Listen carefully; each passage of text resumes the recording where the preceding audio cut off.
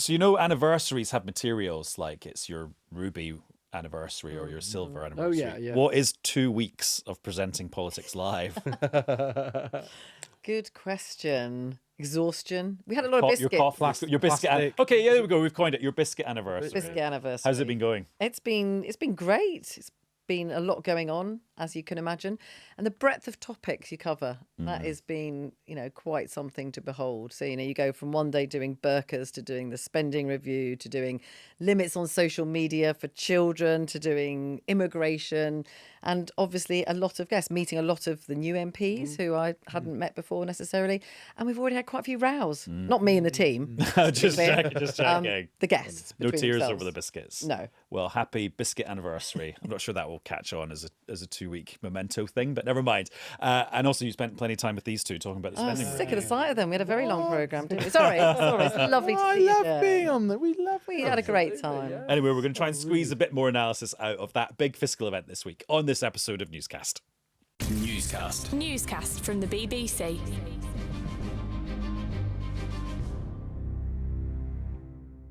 Hello, it's Adam in the Newscast studio. And Chris in the Newscast studio. And Vicki in the Newscast studio. And Faisal in the Newscast studio.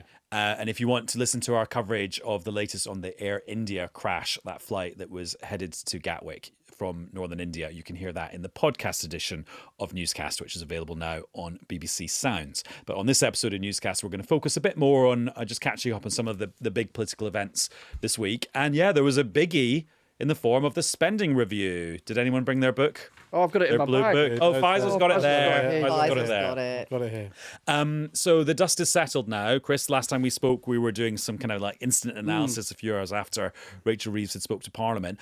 Does it feel different now, like a day or two later? No, I don't think it does wildly. The curiosity with it was really when I was sort of at the end of last night, I was sort of thinking about it in a funny sort Wednesday of night, way. yeah. Wednesday night, it was sort of like.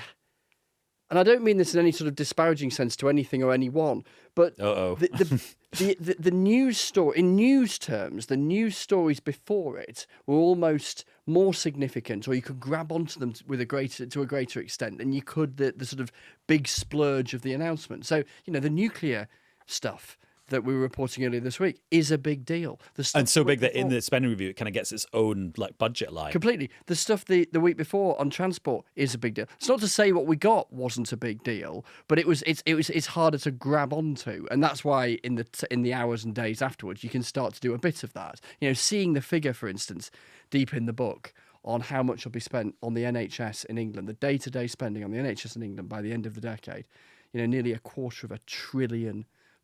Seeing the magnitude of that, and then the proportion of the uplift in day-to-day spending that was going to the NHS, with the consequences that has for other elements of the of public spending. So yeah, there's bits that you can begin to tease out, because on the day with something like that, it is just this splurge of numbers that can be quite hard to get your head around. Faisal, give us your magisterial view.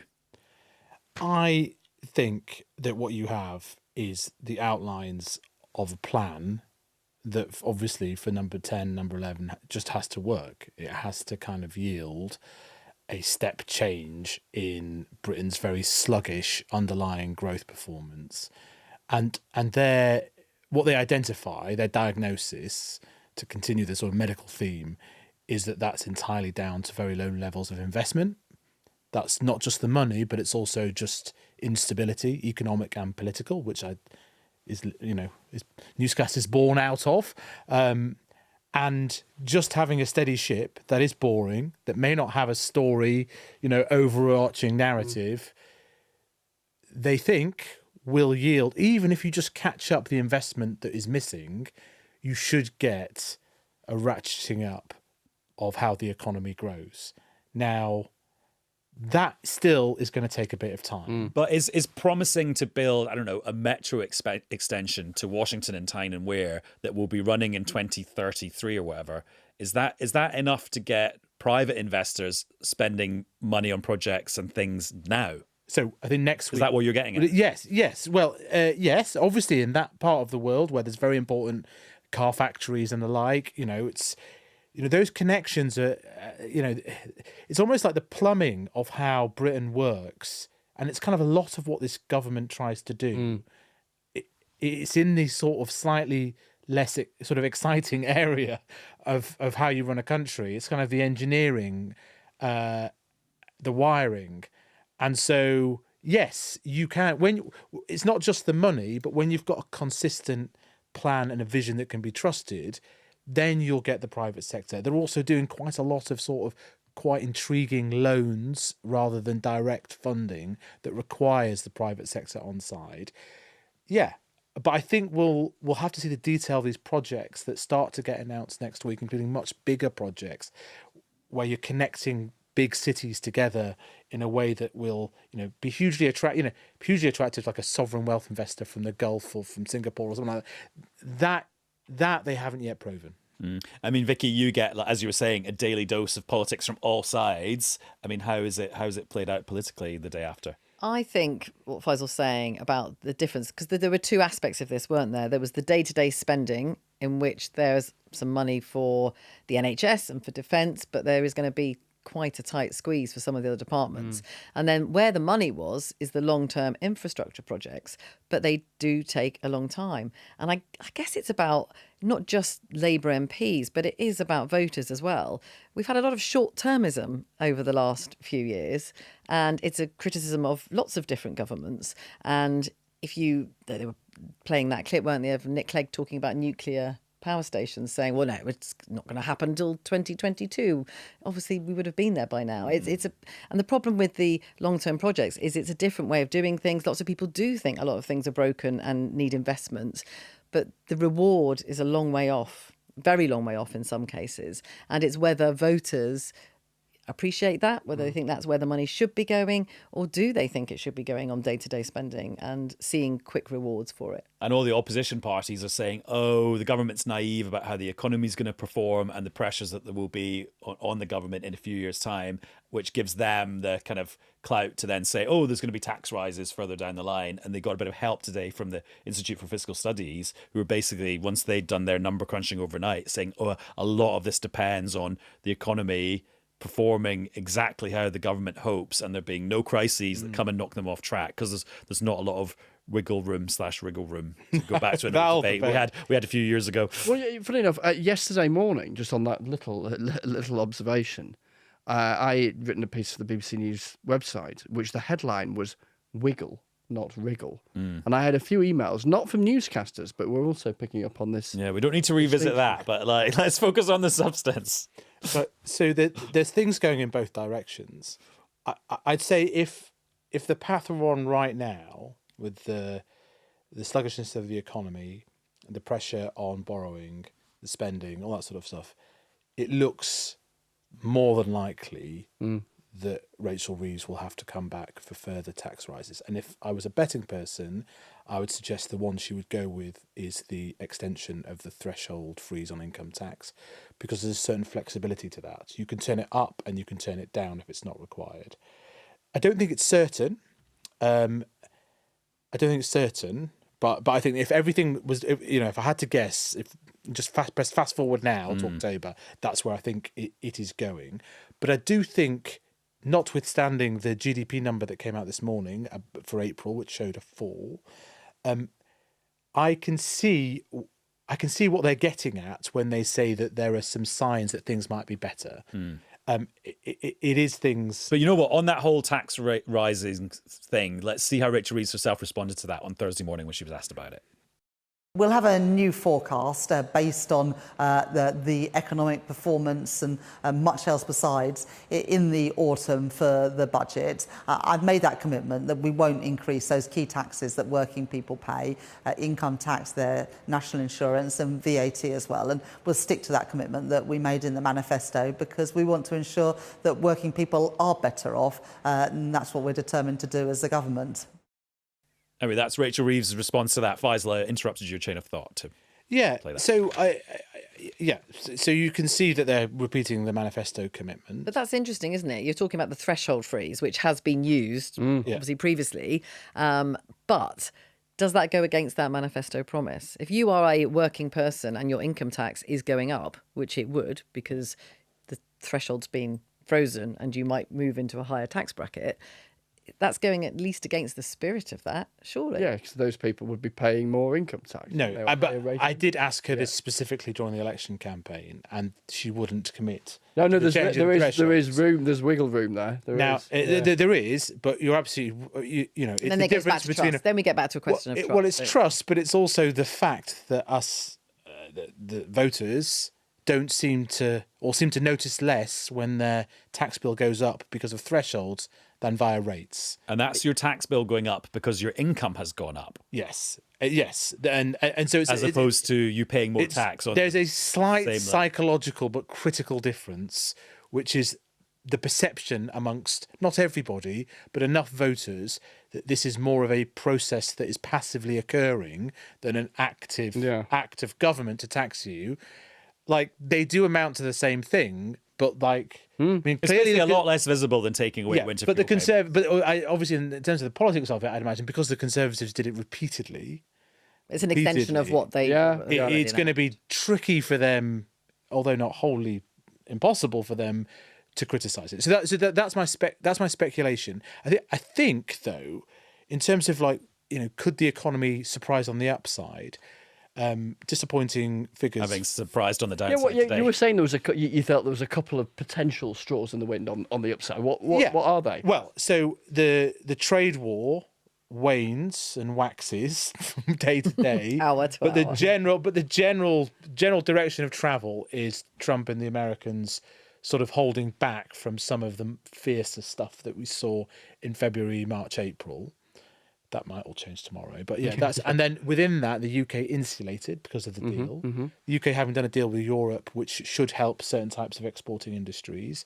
The India deal's pretty exciting. There'll be a deal with the Gulf. We'll talk about a trip to Canada perhaps a bit later. So there's some sort of slight positivity there. I'm very struck by something that happened this week that almost nobody noticed, which is the Prime Minister met with probably the single most important business person in the world right now. He runs a company called NVIDIA that literally controls the most advanced chips. And why are these important? They are literally the lifeblood of AI. Everybody in the world wants these chips. And that countries are queuing up, the Gulf's queuing up to get hold of them. Without really telling anybody, he was at Chequers on Sunday, and then he appeared next to the Prime Minister on Monday morning at the London Tech Summit. I couldn't, but I was like, wow, you dream of getting this guy. He had a bit of. I'm not sure. Are they going to build what a happened. factory here? They're called fabs, aren't they? When it comes to I chips? don't They think can't just they'll have a build normal a fab. factory. I don't They think have they'll a build a fab. You see, they use a lot of the designs from our other famous tech companies called ARM Holdings, and they make them for the iPhones. They make the chips for everybody. I went to one of the factories in America a couple of months ago. So immensely impressive company. I could not believe how fawning he was about the British economy and about Britain being the envy of the world, but I'm going to invest here. It's got all the best universities. And it wasn't a partisan point, although he happened to be sat next to the Prime Minister. There's a lot of stuff there that I think probably the previous government would be proud of. But he is this, I mean, I can't say this. And he's called Jensen Huang, if people want to look it up on the internet. You could not have dreamt of a better endorsement. And again, I was surprised. And, I did the story 6 months ago about Elon Musk not being invited to the investment summit, which was a tricky territory for the government. But objectively, you couldn't have got. You had to pick one person. And what was happening at exactly this moment, the government was U-turning on the winter fuel payment.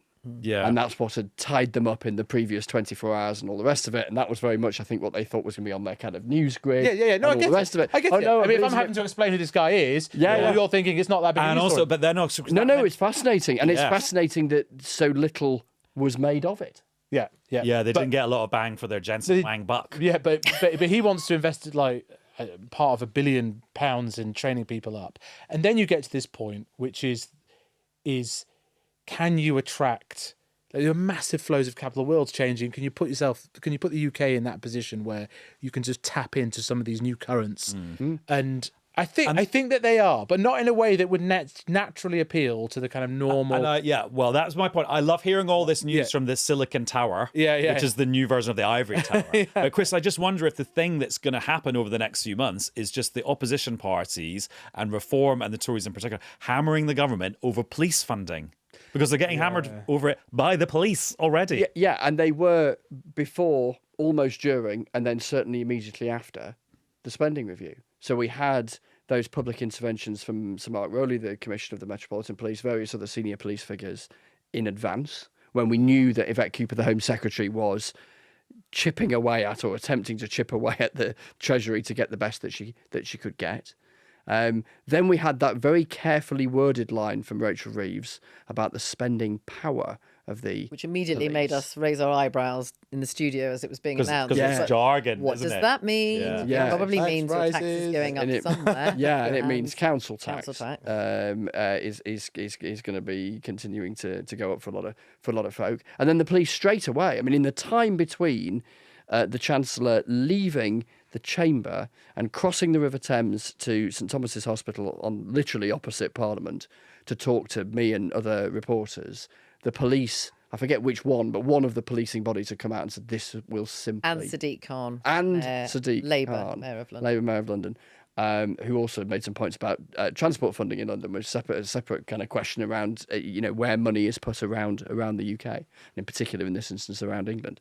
So that is going to. There's no question, I think, that is going to become an element of the forthcoming conversation, against the backdrop, to pick up on what Faisal was saying, of where does growth come from? Because it seems to me that is the controlling thought of our politics, the state of the national economy, our general sense of national well-being. All comes back down to that, and governments of multiple colours now trying to find it or contribute towards finding it, and so far failing. And I think the problem they've still got, Labour, is because of the rise in national insurance for employers, that they talk about they've stabilised the economy, they talk about wanting growth, and then you have the hospitality sector saying, you've just made it really difficult for us. We can't hire so many people. It's not helping. And obviously the hospitality sector in this country is huge. And they're really worried about that. So that, they're constantly being asked about that. And of course, the opposition is constantly saying to them, you've made these choices. Rachel Reeves talked about choices, didn't she? And they said, well, your choice was to come in and whack up taxes on basically employing people. I mean, it'll be interesting to see if the whole phase 2 of the government thing takes off. Because this is what was Chris a Donnelly funny- that said was to a- the cabinet on the Yeah. morning of the I found that wording review. quite strange. Yeah, and then he said it in a... Why? Well, it's just like they said it's the end of the first phase of like government. the Marvel Cinematic Universe. Yeah. Well, yeah, they were trying to badge it. They did this in opposition as well, where they have a sort of 3-stage plan that they sort of publicly telegraph. So they were trying to make the argument that yesterday marked the end of the fixing the foundations year, and this is then the next stage of this idea of national renewal. Building the first floor. But it's sort of prefaced on a sense that the economy's getting better. Now, I take on board what Faisal's saying, and you can swap one set of statistics with another and blah, blah, blah. But, to rewind, whilst the Prime Minister was rubbing shoulders with the most important business figure on the planet, what was the public justification for the about turn on the winter fuel payment? That the economy's better. Now, we can have that argument about the April figure versus the first quarter, etc., but... I think there were a lot of people listening to that justification and thinking, It's a bit of a that's stretch. not why you did it. You've just lost the local elections. And it was unpopular. why And you it's did it. perfectly rational for a government to look at something and realise it's unpopular and to change their mind. Would it have been but they better didn't, to just say, look, we but they just didn't want to say it. didn't want, we, Well, no, and we both shouldn't have done can't it. be true. It can't have been the sort of single straw that kept our bond yields and credit ratings right. going. I mean, the truth is, it's a relatively modest fiscal move. The winter fuel allowance, it's $1 billion, And it had a couple of billion up, disproportionately $1 billion big down. political effect. That's They didn't. reality. In terms of like value for money, political gain Quite. per pound. I mean, it wasn't one of the best manoeuvres. It was probably a misjudgment, wasn't it? And I do think that's why the spending review for Rachel Reeves herself personally, she is under a little bit of pressure about that. That was the first thing she did when she came in, pretty much, and she's had to reverse it. So that is undermining her credibility a little bit. And the danger for her is that do Labour MPs then think, right, okay, now we come back for more. There's lots of other things we don't like either. One of the ways I tried to rationalise it when it first came was it was doing the unthinkable, The winter fuel payment. the winter fuel payment, showing you can do the unthinkable that some economists would argue you should be thinking of. You should be thinking of challenging the consensus, even though it's the way our politics works, which is older people vote and they have a disproportionate influence on what is the headlines in the newspapers. they are not the increase in poverty that we have seen over the past 6 or 7 years. That's disproportionately families. Yeah, there was a case to be made. And you can make, that's a small case. And also, they were worried. They were worried about that. That sense of thinking. You can argue about the size of the black hole, etc., etc. But looking into the whites of their eyes last summer, they were worried about what they inherited. Oh, right. Felt that they had to do something that said, we get it, and we are going to be fiscally believable. We're going to be credible, and if that means taking tough decisions, that's what we'll do. But I think but specifically in addition to that, they wanted to just start to make the argument that some entitlements which are aimed and thought of as politically, which is the American way of describing benefits. You have to accept that, in fact, if we are going to get the public finances in the long term into shape, that a debate needs to be had about a whole host of things, including potentially the triple lock. You mentioned that on the news the other day. Are we focusing these sorts of benefits where on need, on where they'll help the economy the most? This is really quite, on health. You mentioned health. Is there now a problem? Because if they do want to look at the triple lock, we don't know if they do or not, but if they were to, it seems a place you might want to go. Are they now not able to do that because of the uproar there's been? You'd be mighty brave, wouldn't you? I mean, to be clear, the government says it's absolutely committed to the triple lock. It was in the manifesto, and they've repeated that since. But you look at the projected costs of that uptick in the state pension over the next 10, 20 years if you didn't touch it, and it goes through the sky. And you want to tackle child poverty. Yeah. It's miles more expensive than the winter fuel allowance. Winter fuel allowance is tiny compared to, and even the increase that we're going to get from the triple lock. So I thought that they were trying to do that.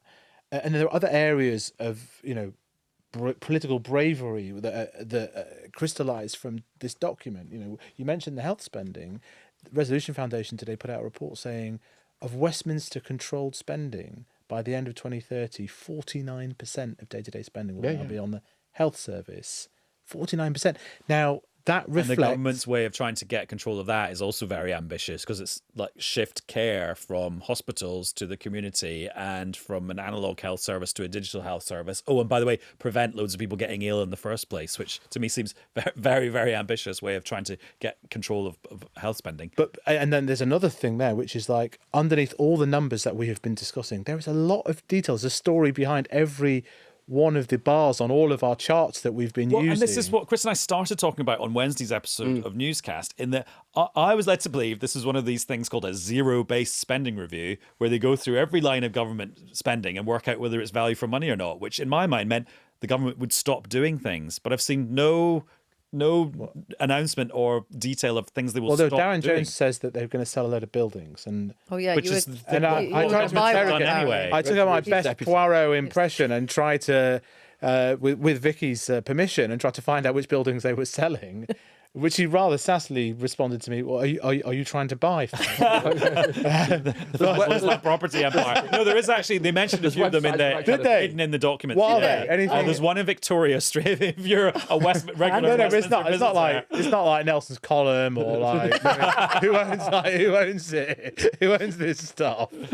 A subplot of the Brexit era finally came to an end this week, which was the fate of Gibraltar. Not its constitutional place in the world, but just actually how the border works, because there's a border in the airport, there's a border outside the airport, and we finally got a settlement of that this week with David Lammy going to Gibraltar and doing a sort of tripartite negotiation. And all of this was happening whilst the spending review was going on. So you had David Lammy, the Foreign Secretary, going to Gibraltar and meeting Fabio Mercado, the Chief Minister, and the EU was involved, and then they all got on the plane and flew to Brussels. And this is back to your binders, isn't it? But this is the UK and the EU, and then Spain and Gibraltar, trying to find a post-Brexit settlement for the whole business of crossing between the two places, Gibraltar and Spain, with the prospect that a new EU rule was about to kick in, wasn't it, within months, which would have made the whole thing rather their sticky. Electronic entry and exit system. They had lighter checks at that border, and they were about to stop the lighter checks, so it's going to cause a lot of problems there.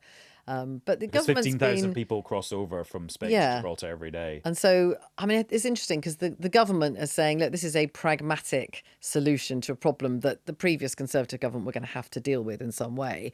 But, on Politics Live this week, we had Reform MPs, really going for it on this and saying it's a sellout. This is, going against Brexit and what people wanted. It's the same as the Chagos Islands. It's another example of David Lammy. You can't trust him with this stuff.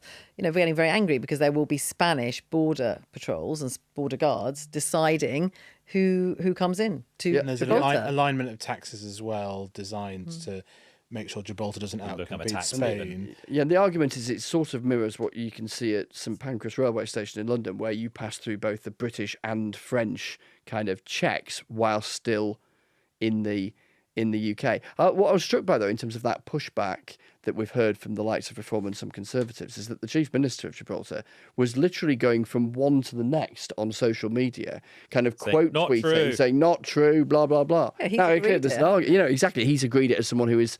Well, what will be wants to interesting- defend what- Gibraltar's interests. What will be interesting is because before the sovereigntists, the people who are maximising British sovereignty and minimising any kind of influence from the EU or an EU member state was the Conservative government. Now you've got a new government where sovereignty is less of an issue for them. It's less salient, and the people pumping out the sovereignty message are Reform. So it'll be interesting to see who wins in that battle over the next few years. Actually, do the general public just go, oh, actually, yeah, the sovereignty was turned up too high by the last government and it became inconvenient for businesses and people. Let's turn it down a bit. Yeah. Or will the Reform actually do a convincing case and keep the sovereignty It's whether dial people turned think, up high? pragmatic answers. This is the Yes. sort of Keir Starmer approach is I'm a pragmatist.